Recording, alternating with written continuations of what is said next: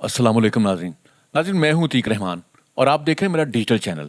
नाज़रीन आज मैं गुजरांवाला में हूं और चैम्बर ऑफ कॉमर्स में इस वक्त मैं मौजूद हूं। मेरे साथ मौजूद हैं फैसल स्टार मुगल साहब जो कि मारूफ बिजनेसमैन हैं और नायब सदर हैं चैम्बर ऑफ कॉमर्स गुजरांवाला के। अस्सलाम वालेकुम सर। वालेकुम सलाम जी। कैसे हैं? अल्हम्दुलिल्लाह। कारोबारी हालात कैसे हैं? अल्हम्दुलिल्लाह बहुत बेहतर। बहुत बेहतर है। अच्छा सर ये बताइएगा कि जो चैम्बर ऑफ कॉमर्स गुजरांवाला है इसकी जो बिल्डिंग है ये ऑडिटोरियम है सारा कुछ है या मैं पहले भी आया हूँ हालात बिल्कुल बदले हुए हैं। क्या किया आपने, क्या जादू किया हुआ है? सब कुछ ठीक नजर आ रहा है। कितना को पैसा लगा दिया? चलें पैसे की तो मैं बात नहीं कर सकता कि कितना लगा है। बहरहाल इतना ज़रूर है कि हम गुजरांवाला चैम्बर की हिस्ट्री में मेरे ख्याल से जो इस वक्त रजीम बैठी है ये नौजवानों पे है और नौजवान ही इसको सारा देख रहे हैं। अगर हम अपने प्रेसिडेंट राना सदीक से शुरू करें और अपने एग्जीक्यूटिव मेंबर्स तक आएँ तो इनमें मेरे ख्याल से 50+ कम ही मिलेंगे आपको, सारे ही यंगस्टर्स हैं। तो हम लोग जो मोटिव लेके आए, जो हमने मैनिफेस्टो अपना बनाया था उसके अंदर हमने यही चीज़ें की थी कि हम लोग मेहनत करना चाहते हैं और अपने गुजरांवाला का नाम दुनिया में रोशन करना चाहते हैं। और उसका अल्लाह ताला ने ये समर भी दिया कि हमने लास्ट ईयर अल्हम्दुलिल्लाह काफ़ी काम किया और हमने अपने तमाम मेंबर्स चैम्बर्स को उनकी बेहतरी के लिए उनको अपना जो मैनिफेस्टो था उसके मुताबिक चीज़ों को यहाँ पर लेके आए। हमने डिफरेंट गवर्नमेंट इदारों के साथ MOU साइन किए जिसमें मेंबर्स की जो फैसिलिटीज़ थी हमारे मेंबर्स की डिफरेंट इदारों में उसको रिकग्नाइज़ करना शुरू कर दिया इदारों ने कि भाई ये चैम्बर का मेंबर है, इसको रिस्पेक्ट देनी है, ये हमारा मोतबर किस्म का बिजनेसमैन है गुजरांवाला का, वो यकीनन टैक्स पेयर है।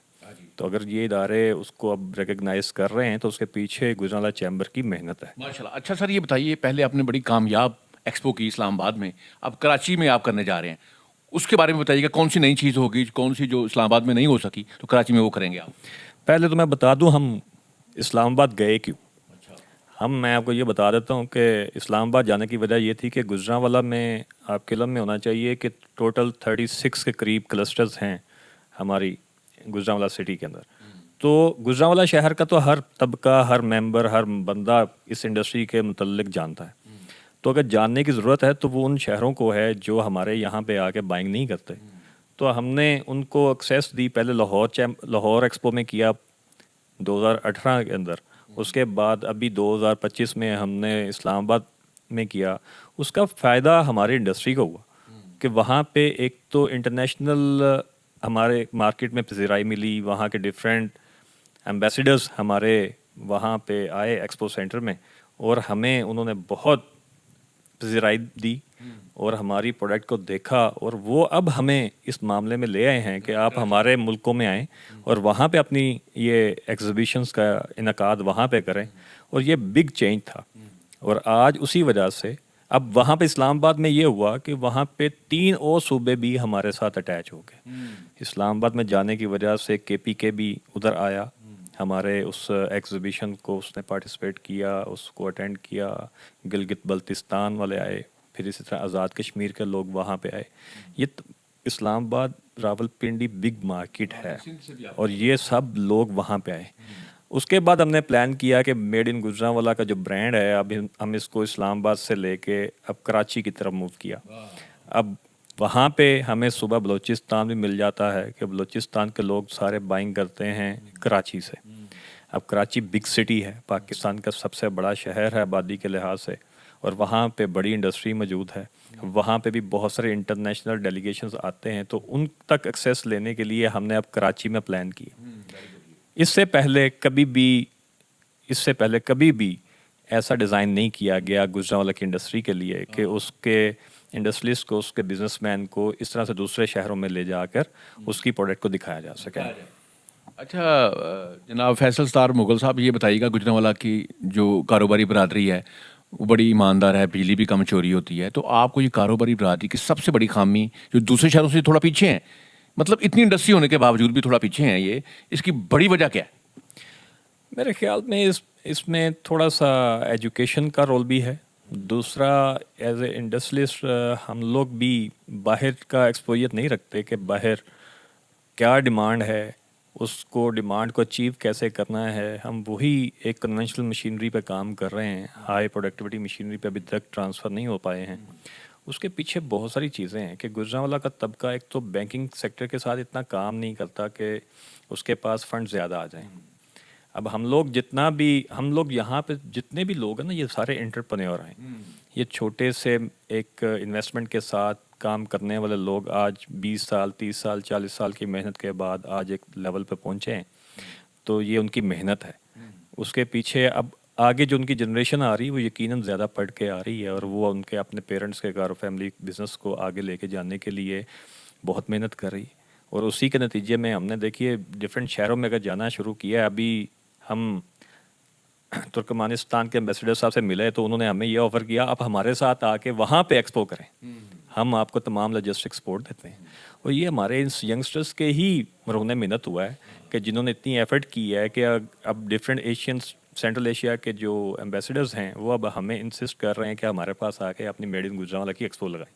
اچھا سر، ڈیجیٹلائزیشن ہو رہی ہے، ای کامرس پہ کام ہو رہا ہے، کیا چیمبر آف کامرس گجرانوالہ اس کو تسلیم کرتا ہے ای کامرس کو بھی، کہ اس طرح سے جو کاروبار کا بڑھاؤ ہوتا ہے؟ یقیناً یہ بگ رول ہے اس کا، ڈیجیٹلائزیشن کا، ای کامرس کا، سوشل میڈیا کا. آپ ہمارے گجرانوالہ میں ویسے اس چیز کی طرف رجحان کم ہے. ہم لوگ زیادہ مکینیکل کام کرنے والے لوگ ہیں اور اسکلڈ پرسنس ہیں. اور زیادہ جو ای کامرس میں جو لوگ جا رہے ہیں وہ کراچی اور لاہور کے جو بچے ہیں وہ زیادہ اس طرف رجحان رکھتے ہیں.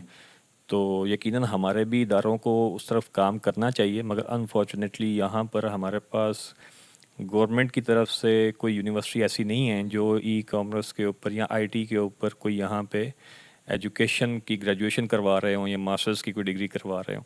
اس چیز کا ایک فقدان ہے ہمارے شہر کے اندر کہ پراپر کوئی بھی ایسی گورنمنٹ کی طرف سے یونیورسٹی کا وجود نہیں ہے جہاں پر ہمارے بچے آئی ٹی کے اوپر بھی کام کر سکیں. جیسے 2026 آنے والا ہے، 2025 جا رہا ہے، تو کیا پلان ہے آگے؟ جو خواتین ہیں، یہ گجرانوالہ میں ایک ڈاکٹر نورین صاحب ہیں جو چیمبر آف کامرس کا حصہ ابھی بن چکی ہیں، تو عورتوں کے لیے بھی یہاں پہ علیحدہ سے کوئی ڈیسک آفس بنے گا کہ ان کو بھی نمائندگی اس طرح سے ملے جس طرح مردوں کو ملتی ہے؟ یقیناً ہم اس وقت سی ایم پنجاب کی طرف سے بھی ہمیں بڑا ہے اس معاملے میں انسسٹ کیا جا رہا ہے، اور اس معاملے میں ہم لوگ وومنس چیمبر آف کامرس بنانے کی طرف جا رہے ہیں، اور انشاءاللہ 2026 میں باقاعدہ اس کی لانچنگ بھی ہو جائے گی.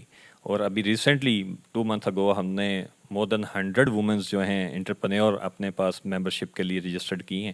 اور یہ ایک چیز ہے کہ ہم لوگ اب تمام خواتین کو جو بھی جس بھی لیول میں جس بھی سیکٹر میں موجود ہیں ہم لوگ انہیں اس معاملے میں انفارمیٹک کر رہے ہیں کہ آپ چیمبر کا حصہ بنیں، اور آپ کو گورنمنٹ کی طرف سے آنے والی فیسلٹیز کے متعلق ہم ان کو انفارم کر رہے ہیں کہ گورنمنٹ ابھی ریسنٹلی پنجاب گورنمنٹ نے ایک اسکیم بھی دی ہے کہ جس کے اندر وہ کاروبار کو چلانے کے لیے لوننگ کر رہے ہیں، اور وہ 3 کروڑ پہ تک ہے. تو اس میں بھی ان کی بہت ساری اسٹرینتھ آئی ہے کہ جو کوئی لون اپلائی کر رہی ہے اور وہ انٹرسٹ فری لون ہے. پاکستان کی ہسٹری میں میرے خیال سے کبھی ایسا نہیں ہوا کسی گورنمنٹ نے انٹرسٹ فری لون دیا ہو. آخری سوال آپ سے کرنا ہے میں نے، آپ کے فیس ایکسپریشن سے بھی پتہ چل جائے گا، یہ جو گجرانوالہ کے اندر 62 ارب لگا کے یہ میٹرو بس بن رہی ہے، اس پہ کو آپ سے کوئی صلاح مشورہ کیا ہو، کوئی فیزیبلٹی ٹیم آپ کے ساتھ بیٹھی ہو کہ یہ پیسہ یہاں پہ لگنا چاہیے یا گجرانوالہ کی سراؤنڈنگ میں لگنا چاہیے؟ کاروباری طبقے کو اس کا کیا فائدہ ہوگا؟ کیونکہ کاروبار ہوگا تو روزگار ہوگا، سارا کچھ ہوگا. تو اس پہ آپ کیا مطلب، کاروبار ہوگا تو سب کے پاس گاڑیاں ہوں گی، موٹر سائیکلیں ہوں گی، وہ عام بسوں پہ سفر نہیں کریں گے. تو اس پہ اپنی رائے دیجیے گا ذرا. میرے خیال سے 62 بلین ہسٹری میں فرسٹ ٹائم اتنا گجرانوالہ کے دیا جا رہا ہے. میرے خیال سے لگنا چاہیے. کسی بھی کام کو کرنے کے لیے انفراسٹرکچر کا ہونا بڑا ضروری ہے. اگر انفراسٹرکچر نہیں ہوگا تو آپ نے جو گاڑی خریدنی ہے وہ چلانی کہاں ہے. ٹھیک ہے جی. سر عام جو لوگ سفر کر رہے ہیں ان کے لیے سہولت نہیں ہے، باقی لوگوں کے لیے سب کے لیے ہوتی ہے. پوری دنیا میں ہم نے ٹریول کیا ہے، اور یہ ماس ٹرانزٹ سسٹم جو آ رہا ہے یہ کوئی دنیا میں نیا نہیں ہے، مگر پاکستان میں ہمارے گجرانوالہ کے لوگوں کے لیے نیا ہے. اور ابھی بھی الیکٹرو بس بھی چلی ہے، اس میں آپ دیکھیں 20 روپیز کی ٹکٹ ہے اور مور دین 24 کلومیٹر کا سفر وہ دے رہی ہے آپ لوگوں کو. آپ بس میں بیٹھ کے اے سی والی بس میں بیٹھ کے سفر کر رہے ہیں. تو یہ ہمارے یہ ٹھیک ہے. اچھا سر یہ بتائیں کہ یہ میں ریل بناتا ہوتا ہوں، ٹک ٹاک پہ لگاتا ہوں، یہ سوال میں اکثر لوگوں سے کرتا ہوں، آپ پیار کو، محبت کو، عشق کو کیسے ریٹ کرتے ہیں؟ یہ کن کن رشتوں میں کرنی چاہیے؟ یہ ذاتی سوال ہے. یہ میرے خیال سے عشق تو نہیں ہوتا اس جگہ پہ، کہیں پہ بھی جا کے آپ اس کو ہر چیز کو آپ پیار سے ہی معاملے کو طے کرنے کو، کاروبار آپ کاروبار سے پیار کرنا چاہیے اوبویسلی، یہ یہ سارے پیار کر لیں، اللہ تعالیٰ نے انڈر ایج ہے تو آپ دوسرا پیار کر سکتے ہیں. انڈر ایج میں تو ہو ہی نہیں سکتا نا، جب وہ کمانے لگتے ہیں تو پھر سارے پیار نکل جاتے ہیں. بہت شکریہ، بڑا اچھا لگا آپ سے بات کر کے جناب فیصل ستار مغل صاحب. اللہ تعالیٰ آپ کو اور شہرت دے، آپ کے کاروبار کو اور چار چاند لگائے، اور چیمبر آف کامرس جو ہے اس کو دن دگنی رات چوگنی ترقی دے. ناظرین میرے ویڈیو کو شیئر لائک ضرور کیجیے گا. پاکستان زندہ باد.